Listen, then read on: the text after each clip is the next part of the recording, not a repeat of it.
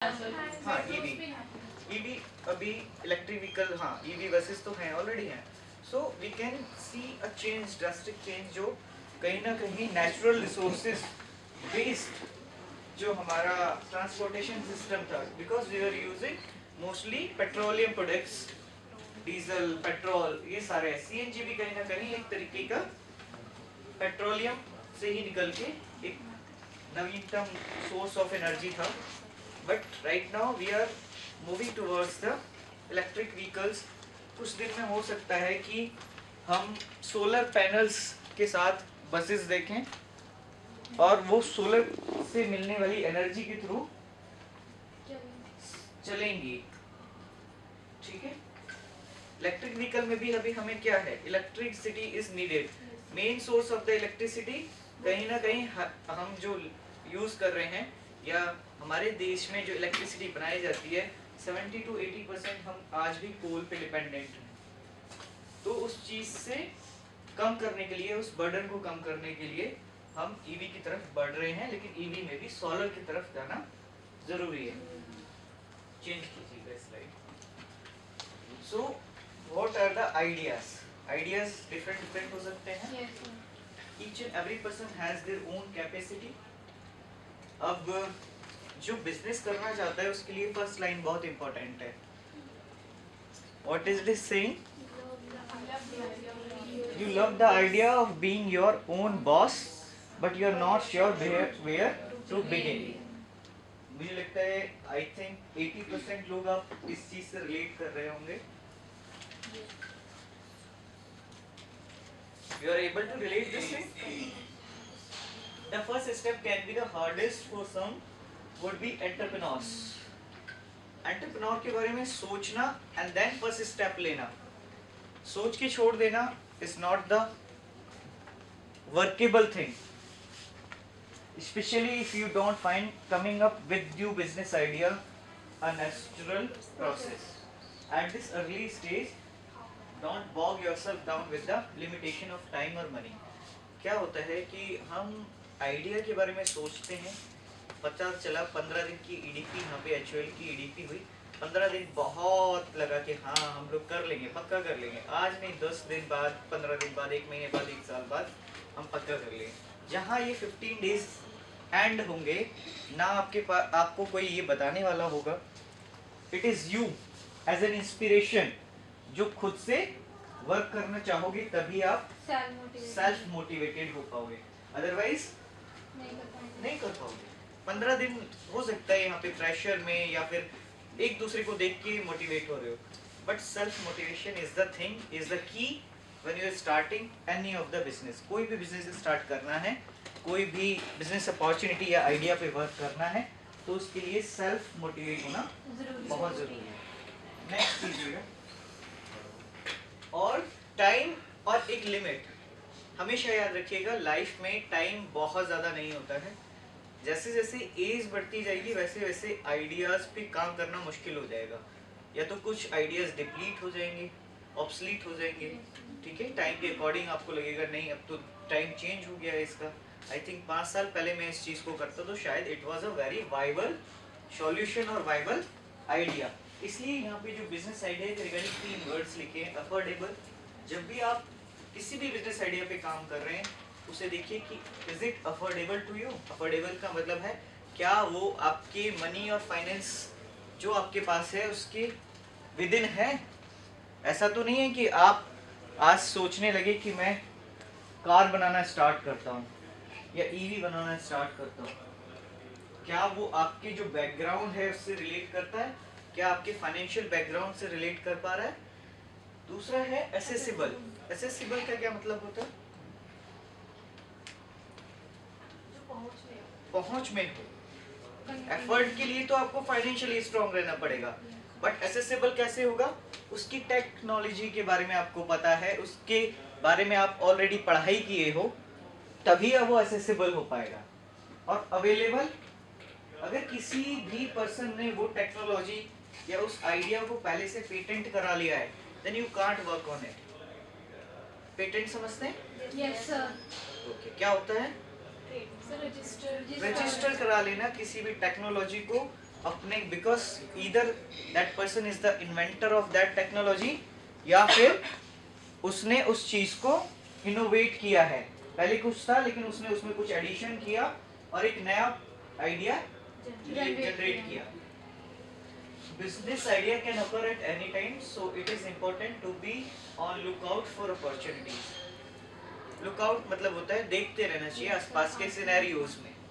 Next कीजिए। The mysterious art of idea generation। देखिए, ideas ना कभी भी आ सकते हैं, बट तब तक नहीं आएंगे जब तक आप कुछ न्यू सर्च नहीं कर रहे हो। सर्च का मतलब है आप सोच को इस दायरे से बाहर निकालो, that you have a limited thinking. आप अपने आसपास की चीजें जो देखते हो उसी के रिगार्डिंग इमेज कर पाते हो या इमेजिन कर पाते हो। आप में से बहुत से लोग जानते होंगे कि हड़प्पन जो साइट्स हैं उसमें जो लैंग्वेज यूज की गई है उसको अभी तक कोई भी स्टडी नहीं कर पाया। क्यों? Because we were not able to decode it. हम आकृतियां भी वही बनाते हैं जो हम अपने जीवन में देख पाते हैं।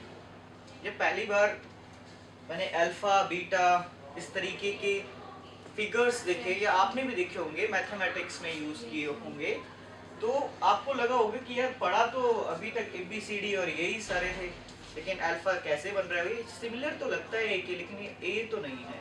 बीटा में भी B जैसा शेप तो आता है बट नहीं है। गामा, ज़ेटा,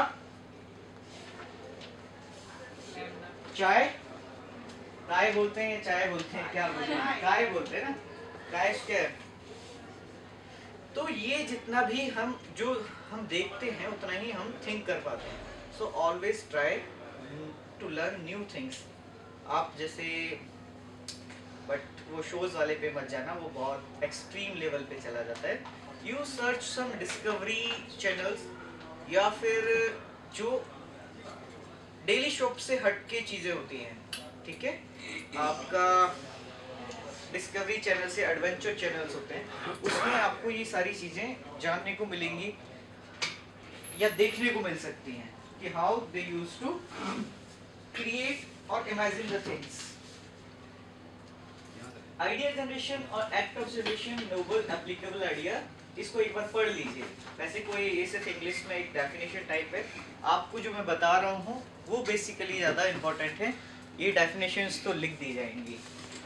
नेक्स्ट कीजिएगा। Yes, the mysterious art of idea generation कहाँ कहाँ से हो सकता है? TV, media, internet. आजकल सबसे बड़ा सोर्स ऑफ इंफॉर्मेशन हम लोगों के पास है इंटरनेट, गूगल बाबा जिसे कहते हैं। कुछ नहीं आता उस पर डाल दो, समझ में आ जाएगा। जो वर्ड्स आपको नहीं पता है गूगल उसका भी आंसर आपको दे देगा। लेकिन अब गूगल का भी एक बाप आया हुआ है, AI, आर्टिफिशियल इंटेलिजेंस। और उस आर्टिफिशियल इंटेलिजेंस ने ह्यूमन माइंड को बढ़ाने के साथ साथ उसकी जो कैपेबिलिटी है उसको वो खत्म भी कर रहा है। How it's happening on the same way. अपने दिमाग से सोचना वेरी थिंक। सारा उसका दिमाग को और हम enhance आजकल हमारी डिपेंडेंसी, हम इतने फास्ट वे में चलने लग गए हैं, या हमारे लाइफ स्टाइल में ये चीज़ें आ गई हैं कि जो अर्लियर पीपल या हमसे अर्ली जनरेशन था, हमारे फादर्स हो सकते हैं, वो लोग हार्ड वर्क और साथ साथ चीज़ों को, नई चीज़ों को देखने या लर्न करने में माहिर थे। आज हमसे कहा जाता है तो हम सीधे सीधे चैट GPT खोला, सर्च किया या गूगल पे सर्च किया, there are lots of idea, उसने को कॉपी करके बता दिया। We are not able. आज से पहले अगर थोड़ा सा जाएंगे 20 ईयर्स पहले, 20 ईयर्स पहले अगर हम लोग थोड़ा सा एक बात समझें, इसको एग्जांपल के थ्रू समझ सकते हैं। आप लोग अपनी नानी या दादी के घर जाते हो ऑब्वियसली। अगर किसी का दूर होगा तो देयर वाज नो, ठीक है, किसी को अगर रास्ता पूछना है, अगर मैं अनजान हूँ आपके यहाँ आ रहा हूँ, तो how would I be able to reach that particular location? मैं 20 साल पहले की बात कह रहा हूँ। तो क्या उस टाइम गूगल मैप्स थे? हाउ? सर रास्ते में शायद लग गए या बिल्कुल। पुलिस वालों से पूछ लिया। यस, द पॉइंट इज कि हम लोग कहीं ना कहीं ह्यूमन टू ह्यूमन इंटरेक्शन बहुत करते थे, एक दूसरे के नॉलेज सिस्टम पे हमें विश्वास था कि इससे मैं रास्ता पूछ लूंगा, मैं पहुंच जाऊंगा। बिल्कुल नहीं जानता हूँ, because how this idea came into my mind right now. अभी कुछ दिन पहले मेरे को एक फ्रेंड के घर जाना था ग्रेटर नोएडा में, and that particular location is very famous, but उसके आगे का रास्ता मुझे बिल्कुल नहीं पता था। मेरा फोन स्विच ऑफ हो चुका था, ना मैं उससे कॉल करके बात कर सकता था, ना ही जान सकता था कि क्या कहाँ पहुँचा हूँ। उस पर्टिकुलर लोकेशन पहुँचने के बाद as I try to move, थोड़ा सा आगे गया, फिर मुझे लगा कहीं गलत लोकेशन पे तो नहीं चला जाऊँगा। आई जस्ट आस्क्ड कि एक चाय वाला था, उससे पूछा कि भाई ये सोसाइटी में मुझे जाना है तो कितना दूर है? बोला है 1.5-2 किलोमीटर दूर है, आप यहाँ से एक ऑटो वगैरह ले लो, वो आपको बस 100 मीटर दूर छोड़ देगा। तो वी वेर डिपेंडेंट। अभी हमारे पास अगर मोबाइल होता है तो सिर्फ गूगल मैप लगाया and we used to move to that direction. मेरे कहने का मतलब यही है कि हम लोगों ने अपने आप को जो लिमिट किया हुआ है कि गूगल तक लिमिट कर लिए, एआई तक लिमिट कर लिए, इन सब से हटके हमें थोड़ा सा बैक टू आवर रूट्स जाना पड़ेगा, back to our what we used to be as a human being. जिस टाइम सोशल इंटरेक्शन ज़्यादा हुआ करता था, इंटरनेट पे फेसबुक और व्हाट्सएप पे इंटरेक्शन कम हुआ करता था, ठीक है? तो टीवी, मीडिया, इंटरनेट पे हमारी डिपेंडेंसी हो सकती है, but it should not be a total dependency on those platforms. हाँ जी, ठीक है? Crowd funding, blog, social media, research and internet. आजकल इंटरनेट पे डिपेंडेंसी है, रिसर्च कोई नहीं करता है। Next is idea generation techniques. Techniques क्या क्या हो सकती हैं? What is brainstorming?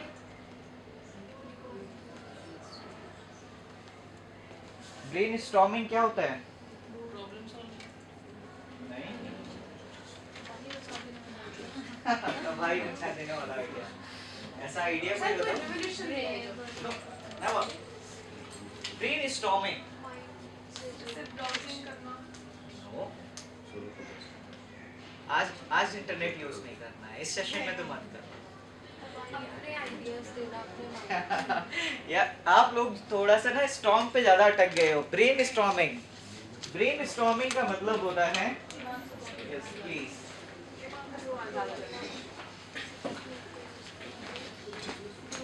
So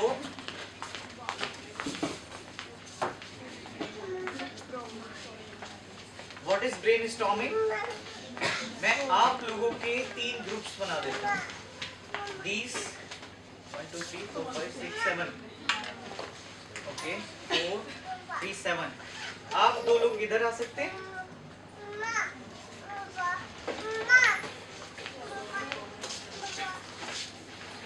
One, two, three, four, 7।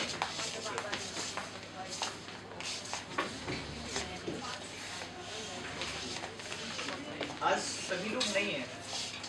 7 3 21 22। One is ma'am, Manjeet ma'am, and 2 people।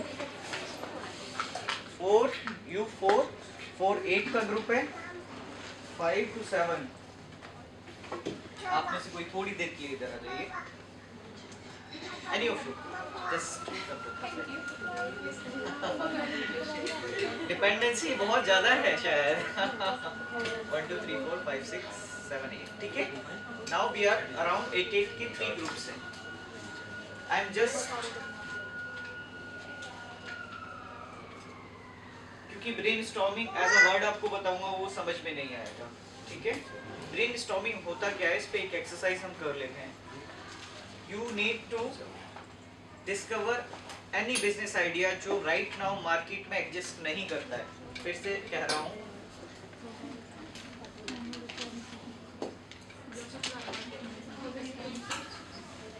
Closer.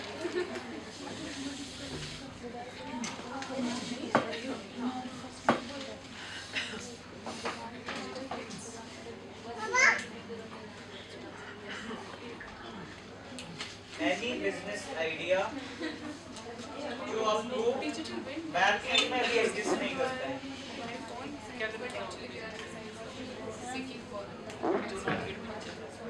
दूसरा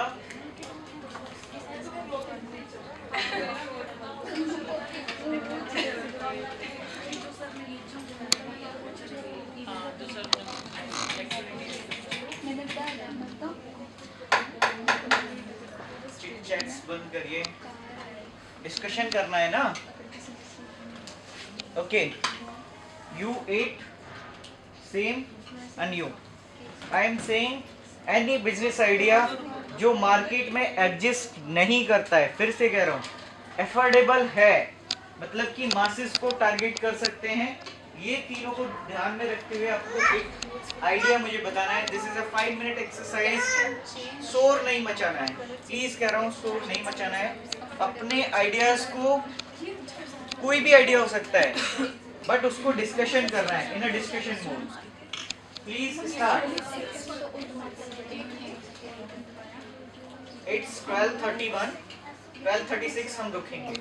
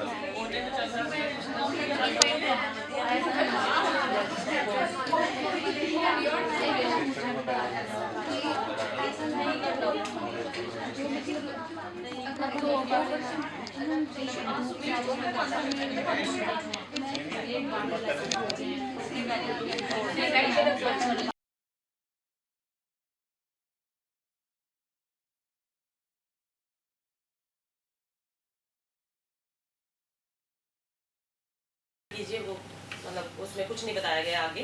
ठीक है, आगे कहा गया है कि आपने क्या करना है, मुख नेत्र प्रक्षालन की बात करेगी। आंखें को अच्छे से धोना, बड़े अच्छे से धोता है, कोई पता नहीं करते होंगे या नहीं करते होंगे, आंखें बड़ी उससे धोएं, साफ करें। ठीक है, वो सारी चीजें बताई गई हैं। यहाँ तक कि उन्होंने स्नान के बारे में भी बताया गया है। नहाने का हम क्या करते हैं, पानी भरा डाला और वो कर लिया। आप सब साबुन यूज करना शुरू कर रखा है इस टाइम पे। साबुन हमारे उसके लिए ना, स्किन के लिए बहुत खराब है, महर्षि मतलब उसमें ये बताई गई है। अब साबुन से क्या होता है, आप कभी देखना, झाग जो होते हैं ना, वो झाग ना उनसे वो ऊपर रह जाते हैं, है ना।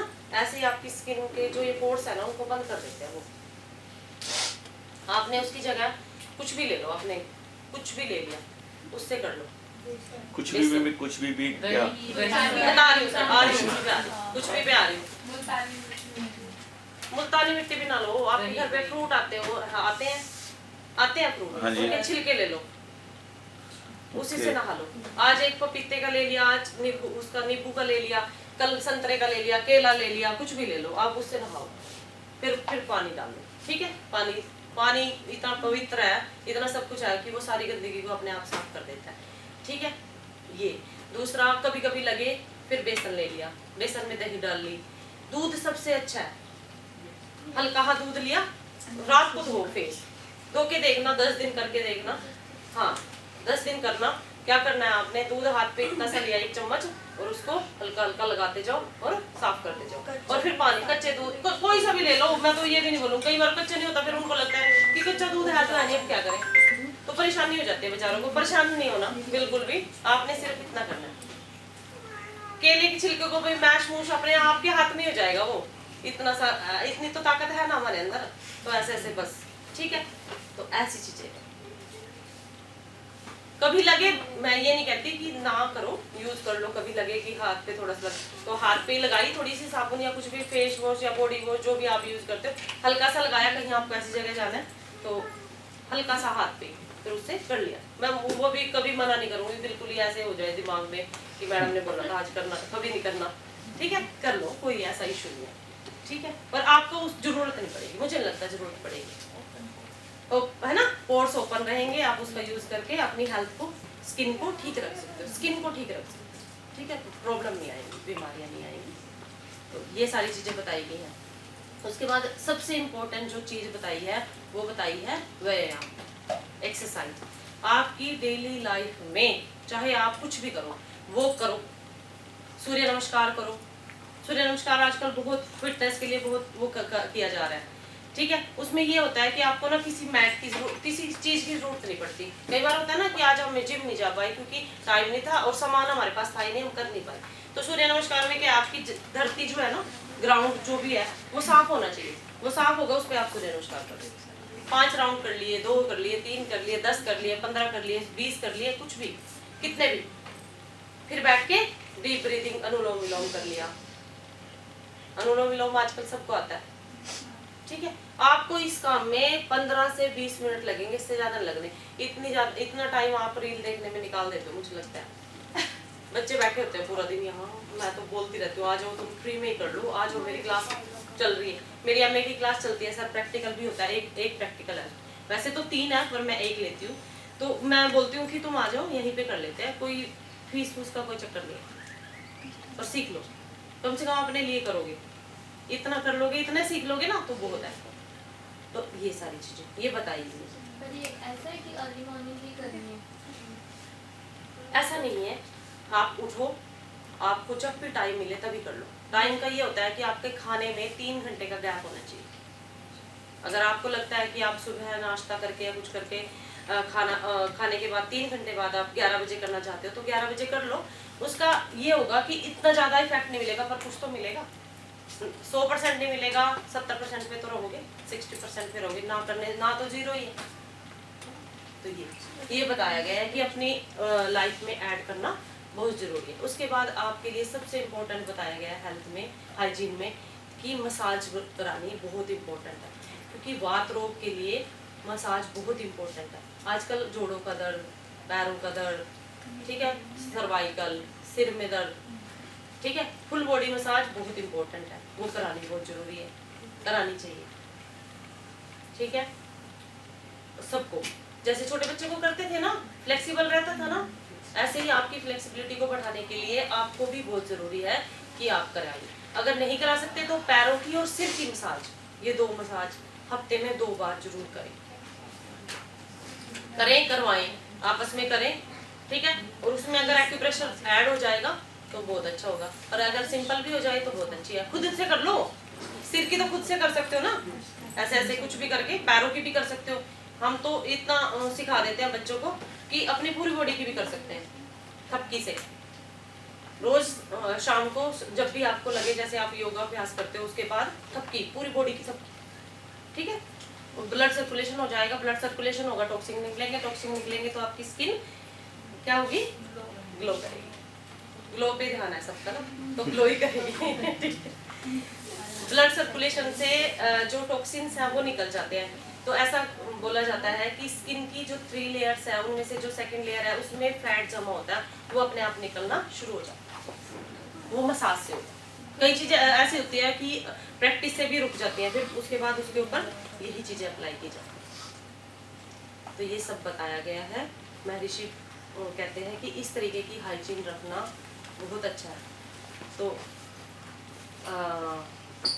एक अपने साथ अपनी सेफ्टी के लिए, हमेशा अपनी सेफ्टी के लिए स्पेशल बात करेगी। अगर आप बाहर जाओ तो आपको अपनी सेफ्टी हमेशा रखनी चाहिए। आपके पास कौन चल रहा है, आपसे आगे कौन जा रहा है, पीछे कौन जा रहा है, किस तरीके से आ रहा है। जैसे आप हम एक्टिवा पे आ रहे हैं मान लो, तो सामने से ऐसे ऐसे करते कोई आ रहा है तो देखना पड़ेगा कि ये तो गिरा सकता है भाई, इससे साइड में होके चले। अब उसको तो गालियाँ तो देते से रहे ना, हम क्या करेंगे, हम अपने आप को ही साइड में कर लेंगे कि थोड़ी देर तो ही रुक जा, क्योंकि ऐसे लोग तो बहुत मिलेंगे ना, उनको नहीं हम ठीक कर सकते, तो हम अपने आप को ही ठीक कर लेंगे। तो वैसे उन्होंने तो कुछ और बोला है, उन्होंने तो बोला है कि दंडी रखनी चाहिए अपने साथ, छतरी रखनी चाहिए अपने साथ, कभी भी बारिश आ सकती है, धूप आ सकती है, तो उससे सुरक्षा के लिए अपने रखें। पर ये चीजें उन्होंने कहा है कि निंद्रा बहुत आवश्यक है। और निंद्रा जो तुम बता रहे हो वो नहीं, निंद्रा निंद्रा के लिए उन्होंने कहा है 8 पहर है हमारे। कितने पहर हैं? दिन रात के 8 पहर हैं। मैंने बच्चों को समझाने के लिए इसको थोड़ा सा ना डिवाइड किया हल्का सा। तो उसमें क्या किया है, सबसे पहले अगर हम सुबह की बात करें, दिन के पहर की बात करें, तो 6 AM to 9, ठीक है, 9 to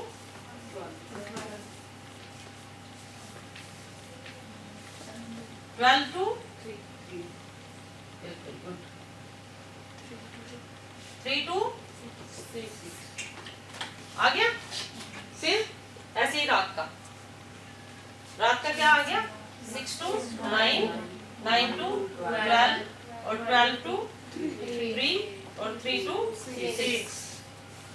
तो जो ये बात कही गई है, ये 9 to 3, इसी में सोना है, इसके बाद नहीं सोना, इससे पहले नहीं सोना। रात वाला जो रात का जो 9 है ना,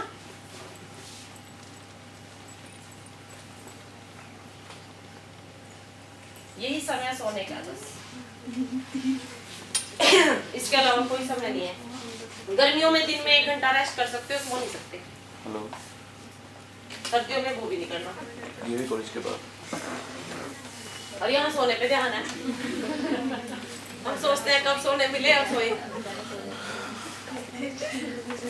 कर लोगे? कर सकते हैं, कुछ नहीं है ये। जो व्यक्ति रात को 6 घंटे की नींद काफी है, 6 से फिर भी मैंने बढ़ा दी, चलो कोई बात नहीं, आजकल जैसा ट्रेंड है, मैं बोल रही हूँ कि मैं बच्चों को बोलती हूँ 9 से 4 सो जाओ, कोई बात। एक्चुअली मैम 9 से सो नहीं रहे ना, दिक्कत तो हाँ, तभी तभी यही डाल दो, यही डाल दो। और आप ये देखना, आप जिस दिन 9 बजे सोओगे उस दिन 4 बजे अपने आप उठ जाओगे। बिल्कुल एक बार जरूर उठोगे। उठ के सो जाते हो चाहे, पर उठोगे ना, तो जब उठते हो ना, मैं ये नहीं बोलूंगी कि आप उठ के काम करने लगो या कुछ भी करो, आपने कुछ नहीं करना, आपने बैठ जाना है 2 मिनट के लिए, और जो अपने लिए चाहते हो ना, जो अपने लिए चाहते हो वो मांग लो। ब्रह्मांड उस टाइम आपके लिए बिल्कुल इतनी एनर्जी है, इतनी एनर्जी है पंच महाभूतों में कि आपको देने के लिए तैयार है। आप बोलो और वो देंगे। आपने जो लक्ष्य भटकना नहीं है। हाँ, उठ के फोन चला रहे हैं, ऐसा भी नहीं होना चाहिए। दूसरा लक्ष्य नहीं भटकना, 3-4 डिमांड्स नहीं रखनी, एक रखो कोई जो चाहते हो, वो पूरी हो जाएगी फिर दूसरे रखेगा, पहले कर लो। तो उस टाइम पे वो 15-20 मिनट अपने वही डायलॉग बोलो, मैं स्वस्थ हूँ, मैं स्वस्थ हूँ, मुझे स्वस्थ होना है, मेरी कोई प्रॉब्लम ना हो मेरी बॉडी में। ये सबसे बड़ी बात है। मैं तो यही बताऊंगी ना, ठीक है? तो ऐसे मैं बहुत ज्ञानवान हूँ, मैं बहुत अध्यात्म में यूनियन थोड़ी सी प्रेमानंद जी नाइट में स्टार्ट करें 2 बजे से 3 बजे से अध्यात्म होते होते हम ना लो ना उसे, नहीं मत डालो प्लीज। वही चीज यहाँ खराब हो जाता है सारा सिस्टम ना। अगर हम उसको अध्यात्म में ले लेंगे, प्रेमानंद जी आपको समझा रहे हैं कि जीना कैसे है, बस वो उनका तरीका जो है ना, वो गृहस्थ व्यक्तियों को ये बता रहे हैं कि जीना कैसे है। वो तो है ही उसमें, उनको तो क्या जरूरत है, क्यों बोल रहे हैं वो एनर्जी खराब कर रहे हैं? मुझे तो ऐसे लग रहा है क्यों कर रहे हैं अपनी एनर्जी खराब जो उनके लिए। पर उनका जो काम है, वो सन्यासी का काम है समाज कल्याण करना, तो समाज कल्याण कर रहे हैं वो। उनको अध्यात्म ना लेके उनके विचारों को वैसे ले लो कि हम जो लोग हैं, हमारे जैसे जो लोग हैं, वैसे फॉलो करेंगे तो हम सुखी रहेंगे, स्वस्थ रहेंगे, उन्नति करेंगे, विकास करेंगे। तो ये बात है, ठीक है? तो आपने यहाँ पे उठ के ये बोलना है। अब फिर चाहे आप थोड़ी देर रेस्ट कर लो, अगर आपको लगता है वैसे जरूरत नहीं पड़ती, फिर अध्याय करो। बुक्स रखो 4-5 अपने पास, छोटी छोटी रख लो, पतली पतली सी, 10-10, 20-20 रुपए की, जिसमें इंटरेस्ट हो। स्टोरी पढ़ना चाहते हो, स्टोरी कुछ भी पढ़ो, कुछ भी। कोई जरूरी नहीं है कि इतनी बड़ी बड़ी बुक्स अपने उसकी पढ़नी है, सिलेबस की ना बना हुआ है, वो मरेगा ही मरेगा, ये नेचुरल है, ठीक है? तो अननेचुरल सा बना दिया। अब भगवान शिव ना ना ना ना ना ऐसा नहीं है। जालंधर बंध एक टेक्निक है, उससे क्या होता है, गले में चीज को रोक दिया जाता है, शरीर में नहीं जाने दिया जाता। उसके बाद फिर हमारे बच्चे जल कपाल करते हैं। हमारे बच्चे गले में पानी रोक के नाक से पानी निकालते हैं, मुंह से पानी पिया, गले में रोका, फिर नाक से निकाल दिया। कैसे होता है वो? जलनीति नेति कोट होता है, ठीक है? एक नाक में से लगाते हैं, दूसरी से निकल जाता है, अपने आप निकलता है वो। तुम्हें कुछ नहीं करना, उसमें सांस लेना छोड़ना कुछ नहीं करना, ठीक है? आपने मुंह से सांस लेना, बस इतना करना। ऐसे उसमें जालंधर बंद में क्या होता है, यहाँ से चिन्ह को जोड़ के गले में जालंधर बंद लगा दिया जाता है। वहां पे उन्होंने उस एक जगह पे उसको रोका हुआ।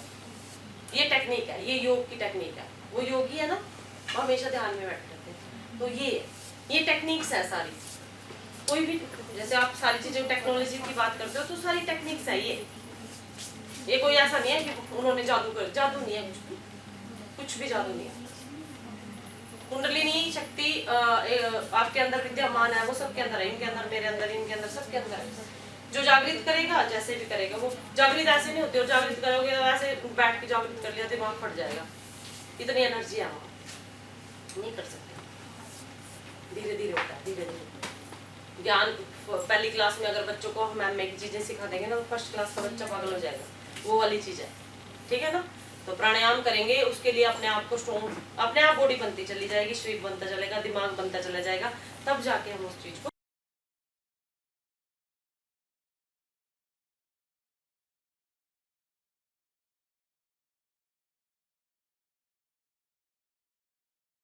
आपको बताया गया prime minister employment generation programme, यानी कि हिंदी में बोला जाए तो प्रधानमंत्री सृजन योजना प्रोग्राम बोला जाता है इसको।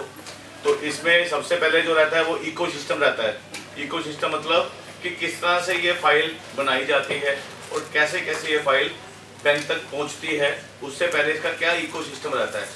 यानी कि अगर मैं सबसे पहले बात करूं इकोसिस्टम की, तो देखिए सरकारी तंत्र में हर चीज़ का एक इकोसिस्टम होता है।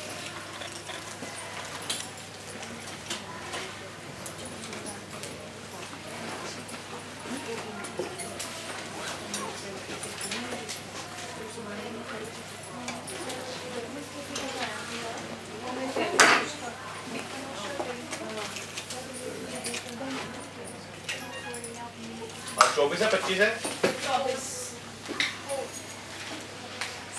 कंफर्म 24 है 25 है, ओके।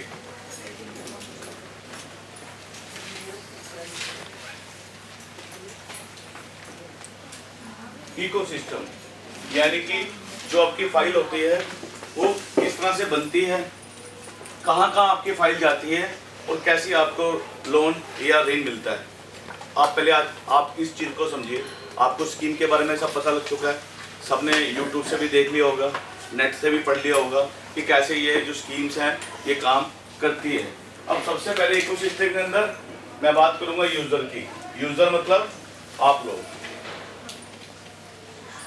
यूज़र में आप इसको खुद को काउंट करेंगे तो यूज़र आप लोग हैं, यानी कि इसमें जो यूज़र है उसको ये लोन कैसे मिलेगा। Good morning. Very good morning जी। कैसे शोभित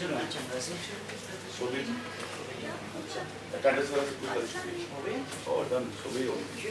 चलिए अब सबसे पहले क्या होता है कि जब आप good morning ma'am. Good morning sir. Good morning sir. Good morning.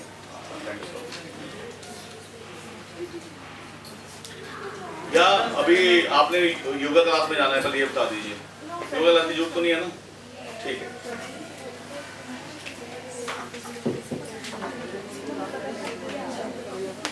पे करवा देंगे। नहीं चलिए देखिए, पीएमईजीपी में सबसे पहले क्या होता था कि जब डिजिटलाइजेशन नहीं था तो तब क्या होता था, आपको मैनुअल फाइल जमा करवानी पड़ती थी केवीआईबी में या केवीआईसी में या केवीआईबी में या डीआईसी में। ये हमारा जो ऑफिस होता है ये आइए, लोन जो देता है वो बैंक देगा आपको, जैसे कि आपको पता ही है।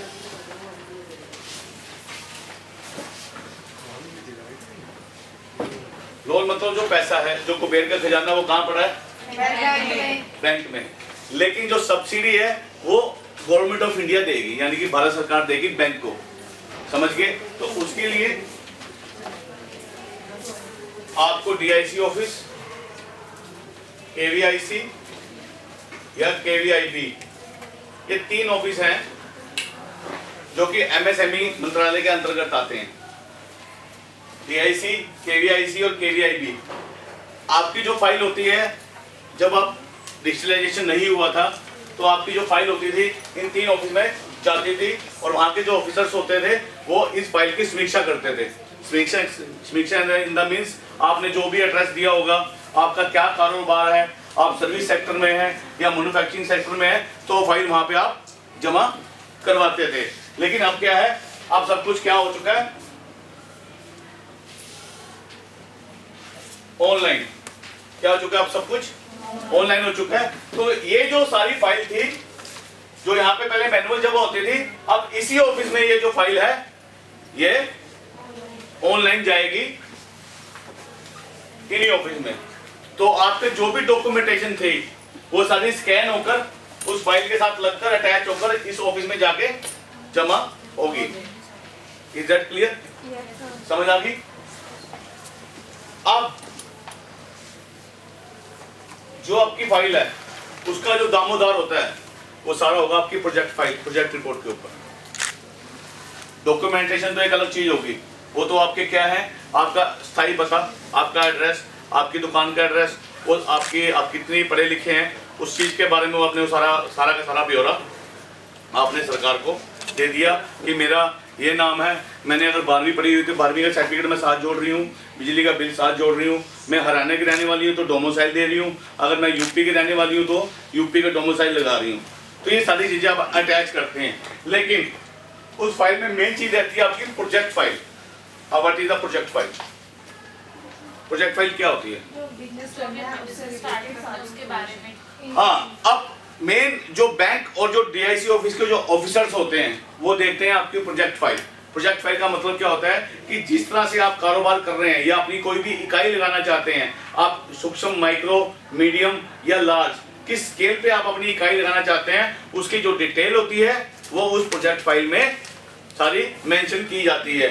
फॉर एग्जांपल, आपने सुई लेनी है तो सुई क्या है, कितनी है, क्या रेट है, और आपने पूरा पैकेट लेना है या 10 लेने हैं तो उसका ब्यौरा भी आपने उसके अंदर देना होता है। इट मीन्स कि सुई से लेकर जहाज तक का ब्यौरा आपको उस प्रोजेक्ट फाइल में देना होता है, ताकि जो सरकार है जो आपको सब्सिडी मिलेगी या बैंक जो पैसा देगा वो उसी के बेस पे आपको पैसा मिलेगा। और दूसरी बात, जो आपको लोन मिलता है वो पूरा का पूरा नहीं मिलता। अगर 8 लाख है तो 10% आपको अपनी जेब से लगाना पड़ेगा। यानी कि बैंक ये कहता है कि मैं 100 का 100% फाइनेंस नहीं करूंगा। अगर मैं 100 का 100% फाइनेंस कर दूंगा तो आपके पास रिस्क क्या रह जाएगा? यानी कि 10 या 20% आपको खुद भी तो लगाना पड़ेगा, कुछ तो पे लेना पड़ेगा। हाँ, कैपिटल आपको पूरी, ऐसा नहीं है कि आपने 10 लाख का लोन दिया है तो बैंक आपको 10 का 10 लाख फाइनेंस कर देगा। बैंक ये कहेगा कि कम से कम 20% यानी कि 2 लाख रुपए खुद भी तो लगा, मैं थोड़ी सारा लगाऊंगा, तो मेरे दम पे थोड़ी खेलेगा तू, और कल को अगर लॉस हो जाएगा तो तेरा क्या जाएगा? तुम तो कहता ना कि मैं तो दिवालिया हो गया हूँ या मेरा काम नहीं चल रहा, मेरा सिबिल खराब करना तो कर दो, मैं 10 लाख रुपया नहीं भरने में सक्षम हूँ। तो गवर्नमेंट ऑफ इंडिया या बैंकिंग सेक्टर या डीआईसी ऑफिस जो ये कहते हैं कि आपको अगर पैसा देंगे तो 20% आपको भी अपनी जेब से लगाना पड़ेगा। यानी कि अगर 10 लाख का लोन आपने डाला है प्रोजेक्ट फाइल में तो 2 लाख रुपए आपको खुद भी अपनी जेब से लगाने पड़ेंगे। तो 8 लाख रुपए मैं दूंगा और 2 लाख रुपए आप भी अपनी जेब से लगाएंगे, ताकि आपको अपने पैसे की भी पेन हो कि मेरे भी तो 2 लाख लगे हैं। अगर डूबेंगे बैंक के 8 लाख रुपए तो 2 लाख मेरे भी तो डूबेंगे। तो आपको इसमें क्या है कि 20% आपको खुद की जेब से भी लगाने पड़ेंगे। 10 या 20 जो भी होता है वो डिपेंड ऑन यूर फाइल कि आपकी फाइल कितनी छोटी है कितनी बड़ी है, वो बैंक के मूड के ऊपर बात होती है। कई बार वो 10% भी कह देता है और कई बार वो 20% भी कह देता है। तो आप इसमें इफ बट करके अपनी फाइल को तो रुकवाओगे नहीं ना, डिपेंड ऑन बैंक मूड कि बैंक क्या कहता है। आपकी फाइल अगर छोटी है तो बैंक ये कह देता है 1 लाख की फाइल है तो चलो 10,000 रुपये आप लगा लो। अगर फाइल आपकी 10 या 20 लाख रुपए की तो बैंक उसमें मिनिमम आपको क्या लगेगा, 10% में कुछ भी नहीं होता। तो बैंक कहता है नहीं आप 20% तो लगाइए, तभी तो 80% मैं लोन करूंगा। ठीक है, तो अब ये जो फाइल है आपकी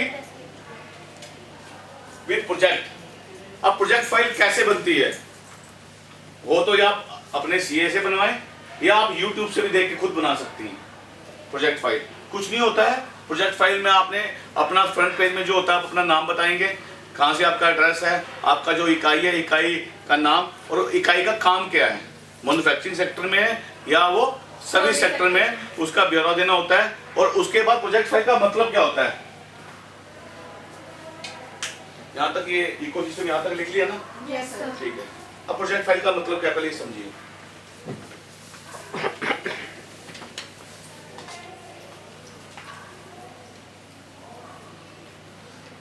अब नरेंद्र कौर जी ने कोई अपना सैलून खोलना है, ठीक है, सैलून के अंदर उनको 2 लाख का लोन चाहिए। कितने लाख का? 2 लाख का। अब 2 लाख में वो अपना का सारा वो ब्यौरा देंगी कि मैं जो बैंक से 2 लाख रुपए लूंगी या 2 लाख रुपए लूंगा उसको मैं कैसे खर्च करूंगा। फॉर एग्जांपल उन्होंने एक दुकान ली सबसे पहले उसके डॉक्यूमेंट के साथ उसका एग्रीमेंट भी लगेगा, Yes, sir. क्योंकि बैंक जब ये पूछेगा कि जो आपकी प्रॉपर्टी है, जिस एसेट्स पे आप काम कर रहे हैं, वो आपकी अपनी है या रेंटेड है।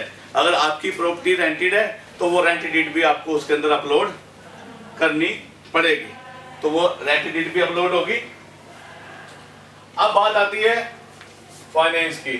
तो फाइनेंस में आप सबसे पहले क्या बताएंगे कि मुझे इसमें फिटिंग भी करानी है। क्या करानी है? फिटिंग। तो फिटिंग के बराबर में आप देखेंगे 50,000 रुपए। फिर फिटिंग के बाद आप निर्धर को चाहिए चेयर। क्या चाहिए? चेयर। तो आप यहां पे लिखेंगे चेयर, और एक चेयर है 5,000 रुपए की, आपको चाहिए 3, तो यहां लिखेंगे आप 15,000। क्या लिखेंगे? 15,000। अब उसके बाद आपको चाहिए फैन, पक्खे। आपको पक्खे चाहिए 4, और एक पक्का है 3,000 रुपए का, या आप लगा लो 2,000 रुपए का, और ये चाहिए 4 आपको, तो यहाँ पे आएगा 8,000 रुपए। ये मैं वो बता रहा हूँ जो आपने 2 लाख रुपए का ब्यौरा देना है कि मुझे जो 2 लाख रुपए कहाँ पे और किस किस चीज पे खर्चने हैं, तो उस चीज का सारा ब्यौरा उस प्रोजेक्ट फाइल में इस तरह से दिया जाता है। फिर अब एसी चाहिए। क्या चाहिए? एसी। अब एसी कौन सी कंपनी का है?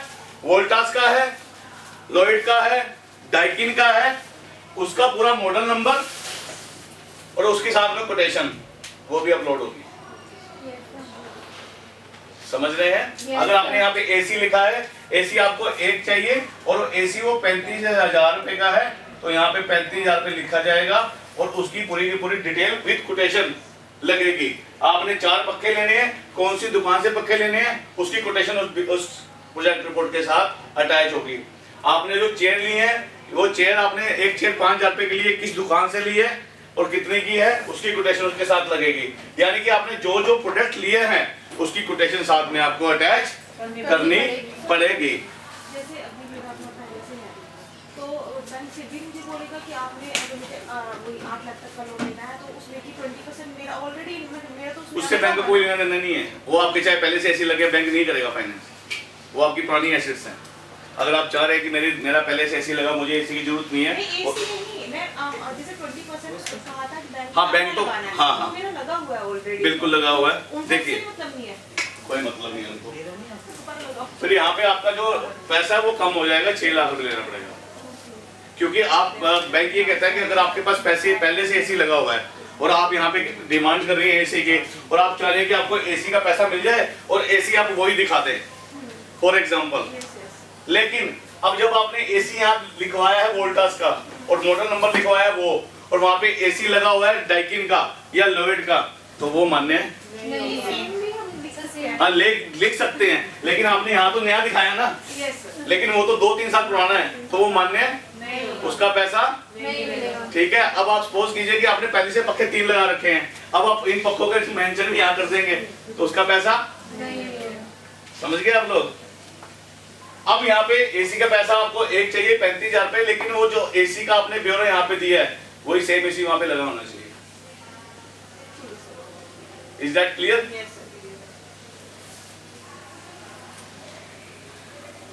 अब लोटस की जो क्रीम्स आती हैं, जो आपका रॉ मटेरियल है, हाँ वो जो भी है, हम मशीनरी जो भी है, मशीनरी कितने की आएगी जो वो सिर के ऊपर वो रखते हैं, बताएंगे। हाँ स्पा मशीन जो होती है कितने की आती हो? 15,000 रुपए की।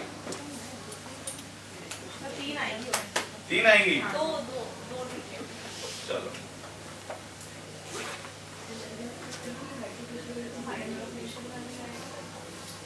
मतलब जैसे जैसे आपको जो जो चाहिए, मुझे नहीं पता वो क्या क्या आपके वो होती हैं, तो जो जो मशीन चाहिए उस मशीन का उसके साथ आपको कोटेशन भी चाहिए। मतलब आपके पास अगर कोटेशन नहीं है और आपने वहाँ पे मेंशन किया हुआ तो वो नहीं मान्य होगा।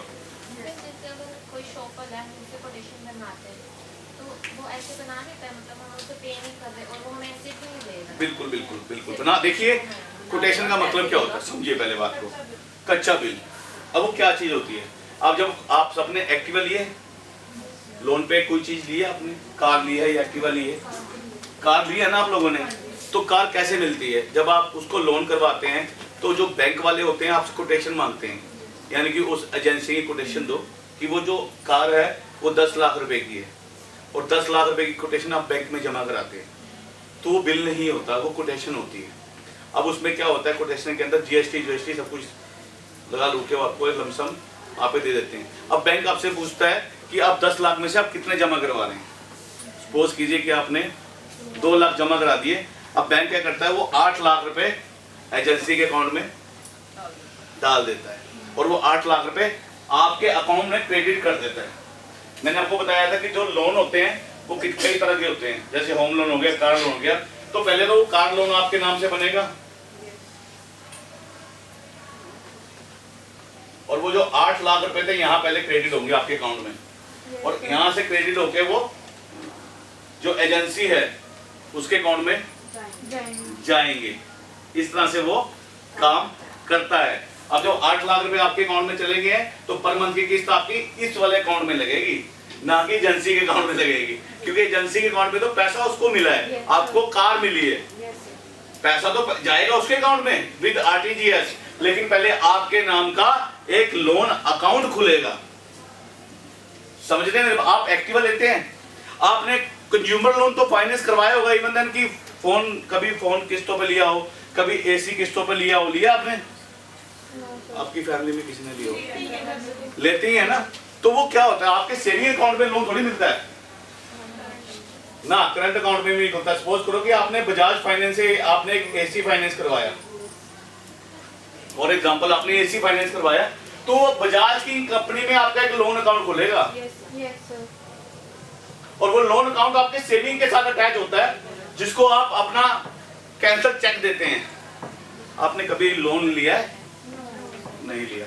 तो जब आप कहीं से मोबाइल फाइनेंस करवाते हैं, एसी फाइनेंस करवाते हैं, तो आपसे वो कैंसल चेक मांगता है या एटीएम के नंबर मांगता है, जिसे हम ईसीएस बोलते हैं। सुना है ईसीएस का क्या मतलब होता है? इलेक्ट्रॉनिक्स चेक सर्विसेज, जो ऑटोमेटिकली आपके अकाउंट में जाके लगता है हर महीने की 2 तारीख को।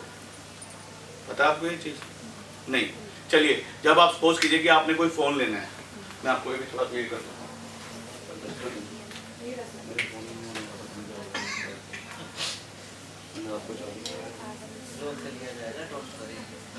भाई साहब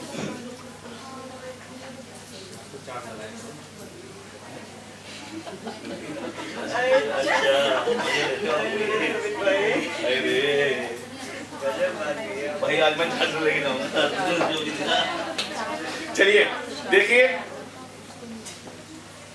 अब पहले फाइनेंस की स्थिति को समझिए, फाइनेंस मिलता कैसे है, फाइनेंस होता कैसे है।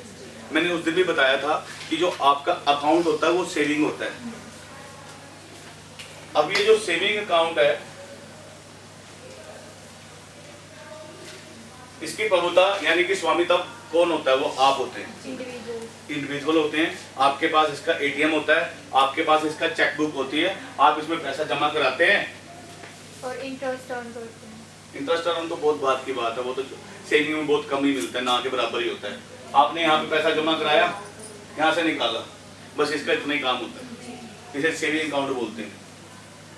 और एक होता है करंट अकाउंट,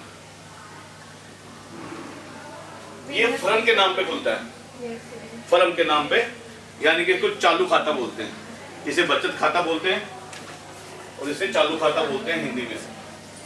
क्लियर?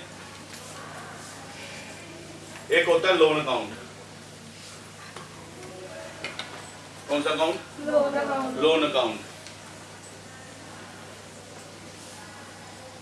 अब लोन अकाउंट वो होता है जो आप किसी भी बैंक से लोन लेते हैं।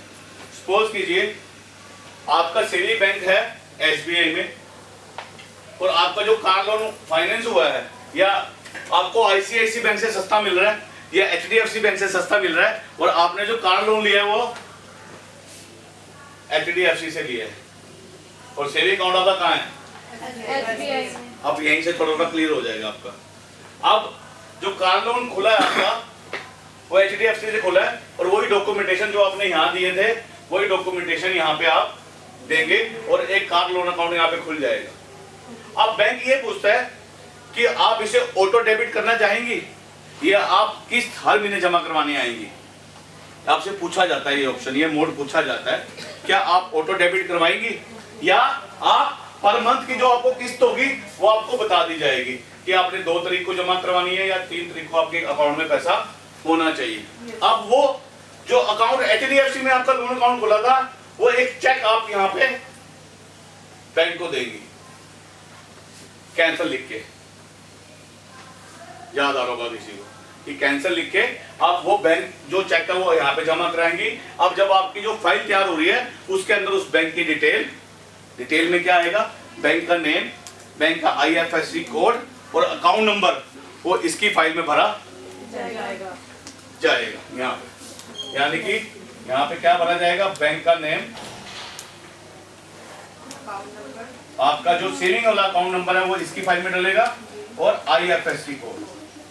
अब what is the IFSC code? IFSC code क्या होता है? अब यमुनानगर में एक ही तो SBI बैंक नहीं होगा, यमुनानगर में अलग होगा, जगाधरी गोरखपुर में अलग होगा, कैंप में अलग होगा, रदौर में अलग होगा। तो IFSC कोड क्या होता है, वो उस बैंक की यूनिक नंबर होता है जो उस बैंक की ब्रांच को बताता है, वो होता है IFSC कोड, जो उस बैंक की एड्रेस को बताता है, उसका यूनिक नंबर। जैसे हम एक बात करें आधार कार्ड नंबर, आधार कार्ड नंबर क्या है, वो मेरी एक यूनिक नंबर है जो मुझे अलाउड हुआ है भारत सरकार के अंदर, ये मेरा आधार कार्ड नंबर है, उसमें मेरा अंगूठा लगेगा। अगर मैं यहाँ, अगर मेरे पास आधार कार्ड नंबर नहीं है और मुझे अपनी आइडेंटिफिकेशन पता लगानी है कि मैं कौन हूँ, मैं अगर अपनी याददाश्त भूल जाता हूँ या मैं दूसरे देश में चला जाता हूँ, मैं उनको अपनी आइडेंटिफिकेशन कैसे बताऊंगा कि मैं भारत का नागरिक हूँ, भारत का वासी हूँ।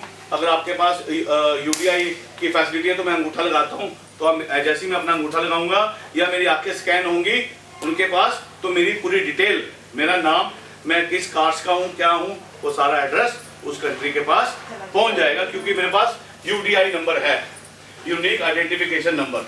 ठीक है। उसी तरह IFSC कोड क्या होता है, IFSC कोड हर एक बैंक का एक यूनिक नंबर होता है जिसके थ्रू उस बैंक की आइडेंटिफिकेशन पता की जाती है कि ये जो बैंक है ये यमुनानगर का है, कैंप का है, रदौर का है या जगाधरी गोरखपुर का है या किसी गांव का है, तो वो IFSC कोड मैं यहाँ पे डालूंगा। अब अगला ऑप्शन आता है, आपसे ये पूछा जाता है कि आप ऑटो डेबिट करना चाहेंगी। जब आप कहते हैं कि मैं ऑटो डेबिट करना चाहूंगी तो हर महीने की 3 तारीख को ECS लग जाएगा। Yes sir. और आपके अकाउंट से वो किस्त यहाँ से कटेगी और HDFC बैंक में चली जाएगी। ये होता है प्रोसीजर लोन का। आप जब भी कोई लोन लेते हैं तो वो सेविंग अकाउंट में लोन काउंट नहीं होता। आप होम लोन ले रही हैं तो उसका एक अलग अकाउंट खुलेगा। आप AC फाइनेंस कर रही हैं, AC फाइनेंस करवा रही है, किस कंपनी से AC फाइनेंस हो रहा है, बजाज का हो रहा है, तो बजाज की फर्म में आपका एक नया लोन अकाउंट खुलेगा, उस नाम से खुलेगा और वो यहाँ से ECS लगाएंगे आपके सेविंग में। ये एक प्रोसीजर होता है। अब एक प्रोसीजर और होता है, आपको ये भी बता दूं। यहाँ तक समझ आया आप सबको? अच्छे से क्लियर हो रहे हैं डाउट्स? Yes sir.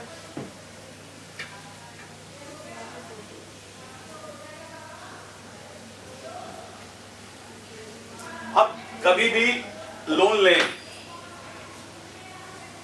अगर आप चाहती हैं कि आपको ज्यादा टाइम मिले,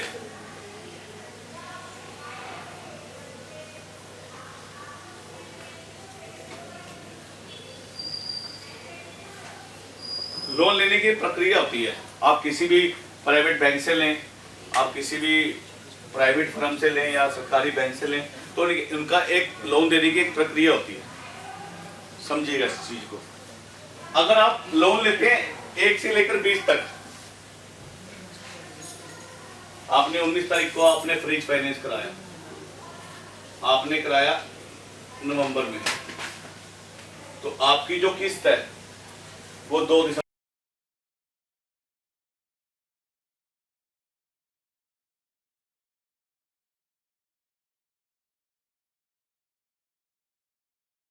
आप यहाँ पे डिस्प्ले करेंगे ताकि उनको ये रहे कि they are not in the wrong order. Okay, मेरे को भी इंश्योर करना है, आपको भी इंश्योर करना है। Okay, thank you. चलिए पहले बुझवा दी थी मैंने गाली। ओके ओके, नाउ इधर से जो भी आके एक्सप्लेन करना चाहते हैं यू कैन डू।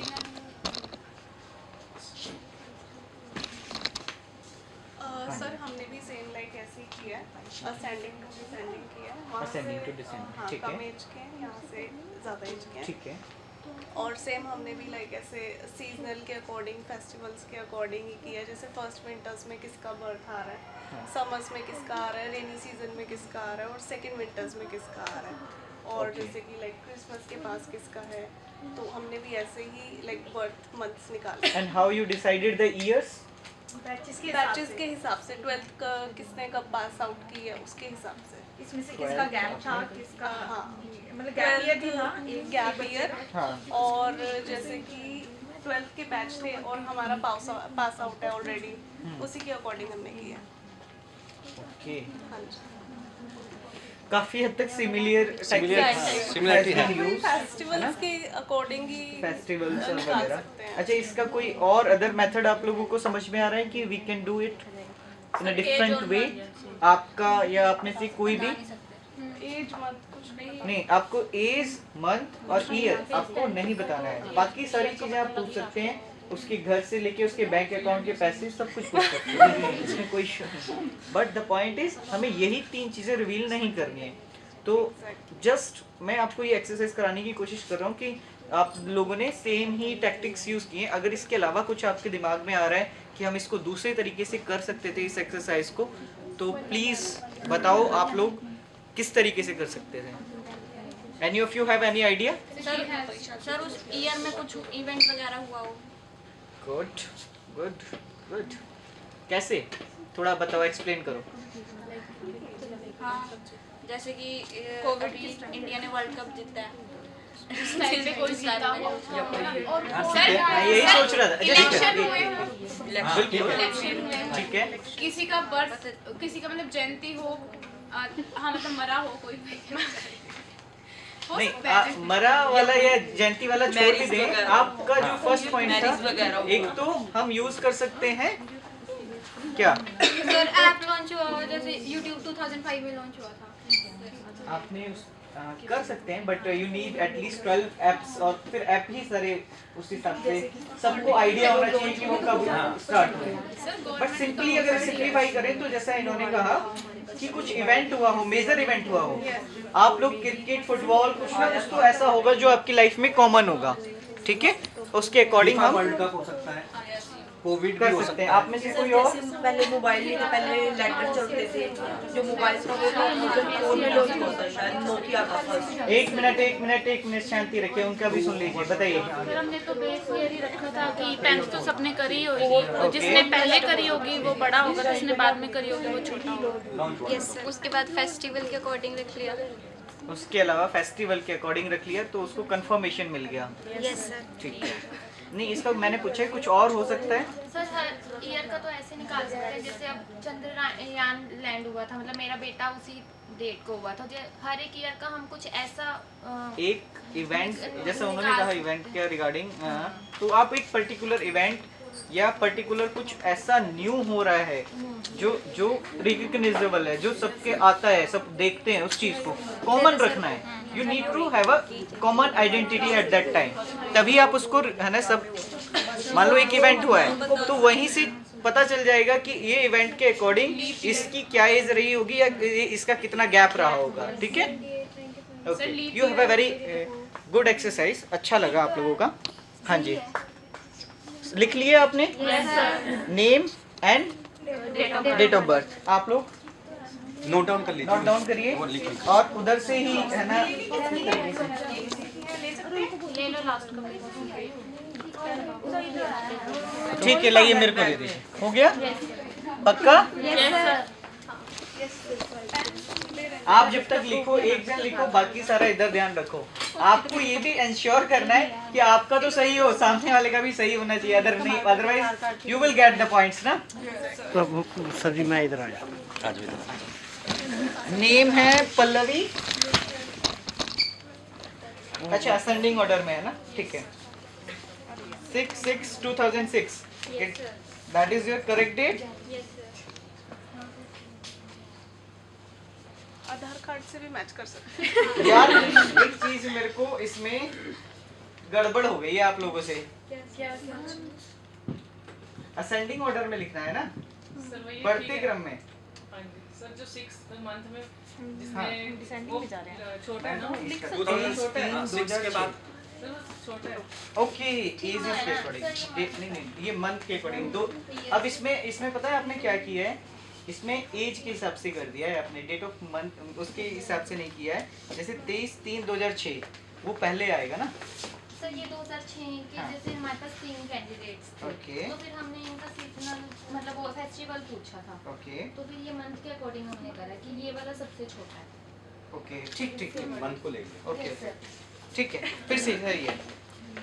तमन्ना 23/3/2006, तन्वी 15/8/8/7/3 ठीक है, लो आप लोग वेरीफाई कर लो। दैट्स द पॉइंट ना, मेरे एंड से भी गलती हो जाए तो आप लोग कर सकते हो, ठीक है। इनका असेंडिंग ऑर्डर में थ्रू इनके एक का जो सबसे छोटा है, फिर धीरे धीरे एज के हिसाब से वो एक वे में बैठे हैं। आप लोगों का लिख लीजिए फटाक से।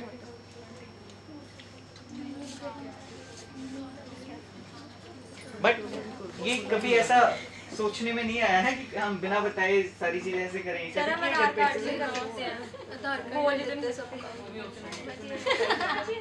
आधार कार्ड तो आपकी डिटेलिंग होगी, आप सामने दे रहे हो उसको, इसमें तो रिटर्न फॉर्म में लिखा हुआ है ना।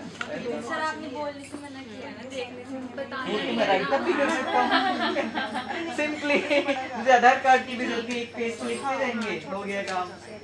नहीं, ऐसी चीजें टैक्टिक्स यूज नहीं करनी। छोटे से बड़ा जा रहा है ना ये। सर इनका तो 6 मंथ है ऊपर। तो वो क्या सबसे 6 छोटा मंथ होगा है? ना।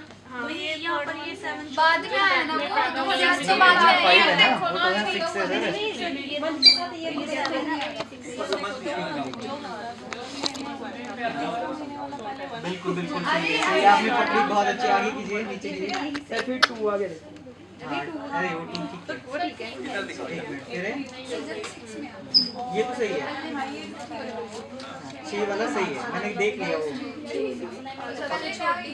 फरवरी वाला फरवरी 2006 में जो आया। इन्होंने गड़बड़ी नहीं कर दिया है शायद। ओके, आपको आपकी गड़बड़ी एक पकड़ी गई है। आई थिंक, मुझे नहीं लगता, देख लो एक बार फिर से। अगर ये आ जाओ, आप ग्रुप में आ जाओ ऐसे। 6/6/2006 से छोटा हो गया, तो अगर हम यहाँ पर लेके चल रहे हैं तो 2005 में इनके 7 8 वाला पहले आएगा ना, छोटा छोटा होगा। ये देखो क्या, ये 5 की बात कर रहे हैं, 5 तो 7 वाला ऊपर आएगा और 6। सर इन दोनों में लास्ट वाला अरे कैसे गलत है क्या? ये ऊपर मुझे गलत है। Good good observation. अरे 7 का ले आएगा, हमारे वाले को भी है लगा, यहाँ से 7 वाला ऊपर आएगा, ये यहाँ आएगा और ये यहाँ आएगा। इसका मतलब आप तीनों की अलग एक्सरसाइज चल रही थी।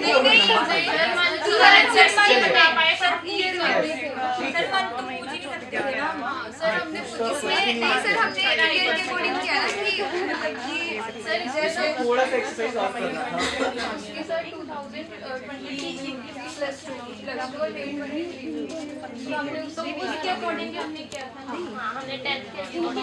मतलब आपको समझ में चीज तो आ गई, थोड़ा सा रिग्रेस प्रोसेस यूज करना होता है। Good afternoon ma'am. Hello ma'am, सारा ही गया हमारा। इधर आ जाओ ना, थोड़ा सा साइड दे दो, इधर आ जाइए आप थोड़ा सा। चीटिंग मत करना भाई। हम चीटिंग नहीं कर रहे। आपकी गड़बड़ी एक्चुअली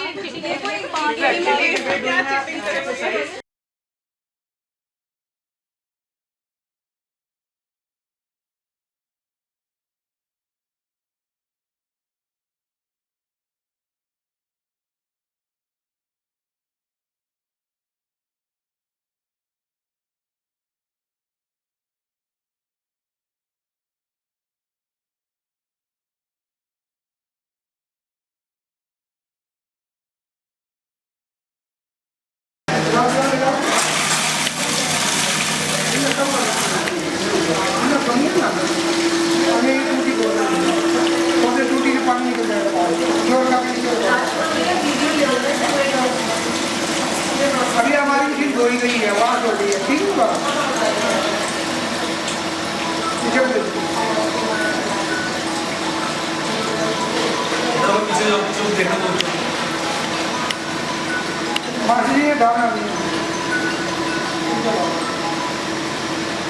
हेलो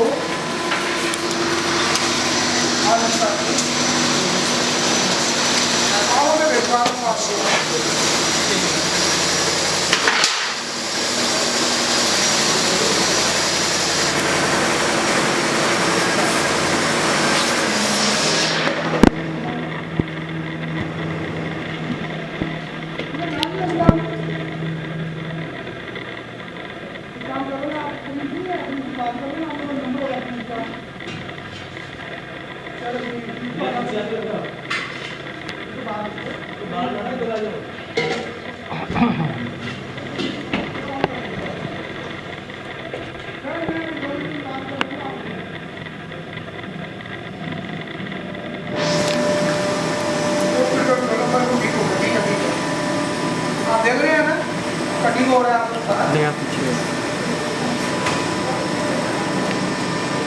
राहुल मेरा फोन करो भी आएगा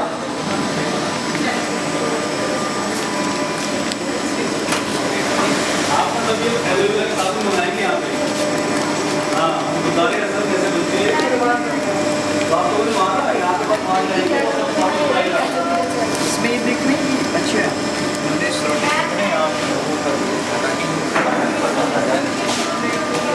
देखनी है देख सकते हो बाद में बैठने मैं वही सोच रही थी इसमें इसको लगेगी है कि नहीं देखो अभी बाद में बैठने नहीं जा लेकिन ज़्यादा चेंज करेंगे तो शायद जाएगा आपको बताओ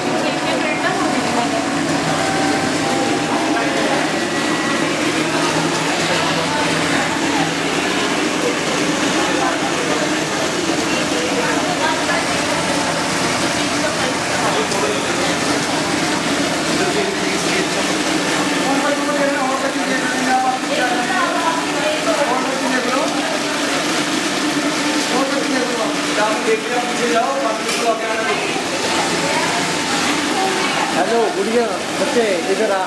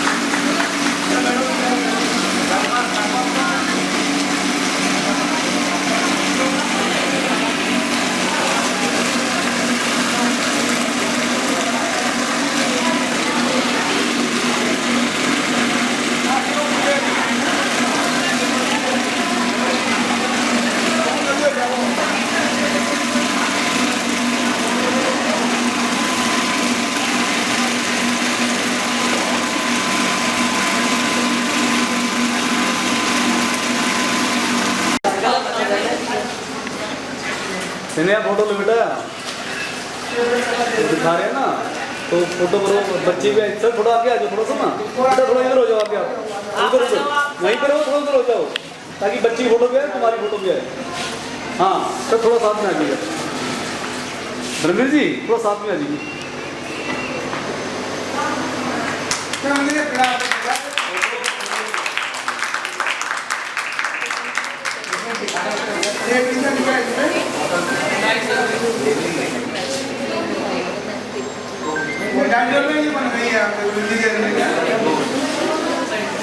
सिंपल है ना कितनी मोटर करा दो रुपये से काम आपको मालूम है मशीन बनी जाएगी कभी उनको दिखा दो क्या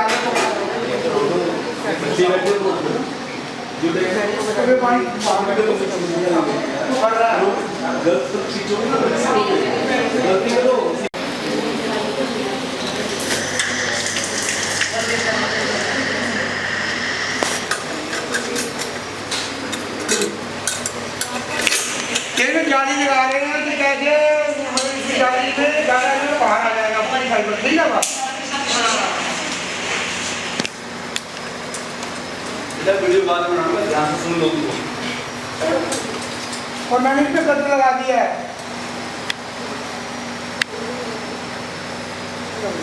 फिर एक बार छोड़ो मत करना।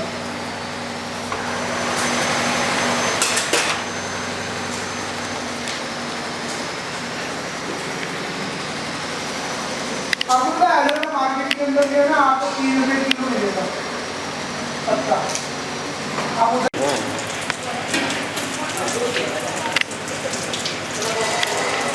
प्योर हनी में, ठीक है, तो उसको आप ऐसे भी यूज कर सकते हो। उसका जो सीड के बाद उसको ऐसे अचार चटनी आप यूज कर सकते हैं, ठीक है। फिर उसके बाद आपने देखो बेल पत्थर जो है बेल जिसको बोलते हैं, उसका भी बहुत कम सीजन होता है, बहुत कम यूज करते हैं, मतलब 1-1.5 महीने उसका जूस पी लेते हैं, ठीक है। तो वो जो बेल पत्थर है उसमें क्या होता है, भरपूर मात्रा में फाइबर्स होते हैं। फाइबर्स जो है वो क्या करेंगे आपकी बॉडी के अंदर जो भी अनवांटेड मटेरियल है उसको बाहर कर देते हैं। फाइबर वेट मैनेजमेंट के लिए बहुत अच्छा है ना।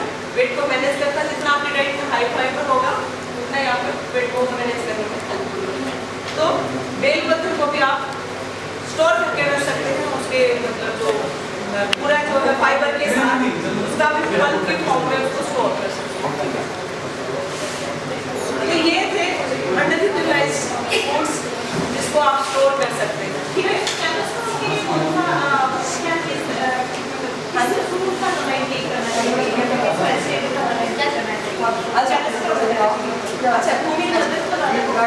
अच्छा हाई कोलेस्ट्रॉल को भी हाई फाइबर डाइट देना होगा आपको।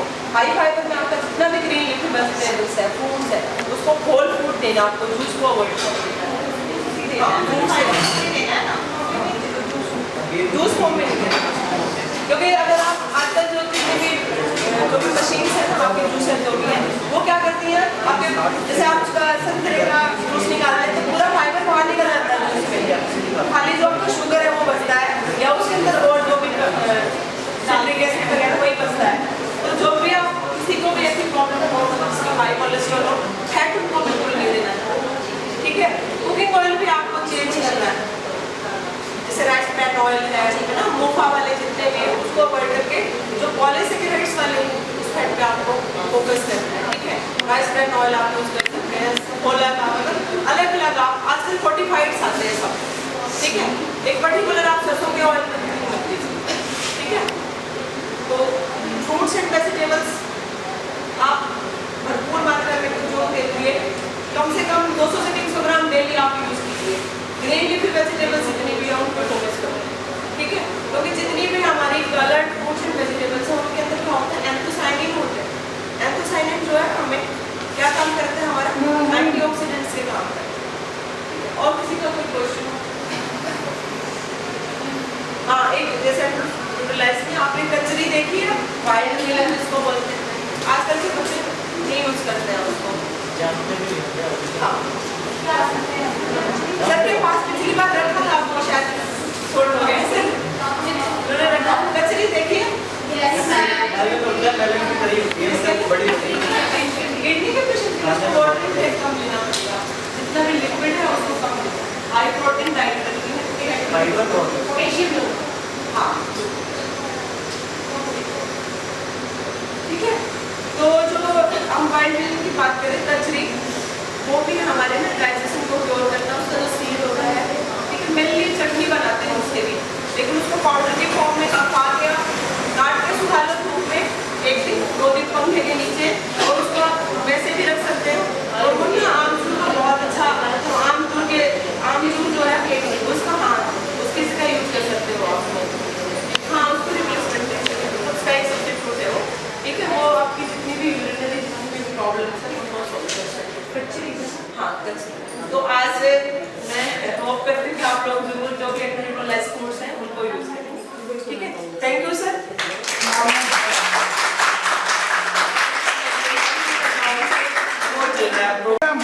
ग्राफिक आपको दिखाएंगे, मेलाटोनिन भी एवरेज में 2000 इम्यूनिटी बढ़ाते हैं ना ये। ये एक आदमी ने उसी नाम से खरीदी थी 2.5 लाख रुपए की। उन्हें 90 लाख रुपए की कलाकारी बना कर दे दी, उसका किसान है। इनको कुछ नहीं करना, हेडर ऑन करो इसका, नीचे पानी रखेंगे, आप अपने जो मर्जी काम करें, 24 घंटे में एक बार खोल के देखनी होती है। तो यहाँ से इसकी थोड़ी थोड़ी स्टीम बाहर आएगी, सीढ़ी टेम्परेचर पर रखनी पड़ेगी, ब्लैक हो जाएगी, कोई आवाज़ नहीं है, कोई पॉल्यूशन नहीं है, और ऐसे आप इनकी पैकिंग करके बेच एलोवेरा साबुन बनाते हुए ये सोप बेच लिया और उसमें एलोवेरा अदरक डाला, उसके बाद फिर इसको गर्म किया, पिघलाया, फिर इसमें स्ट्रक्चर के लिए डाल देंगे।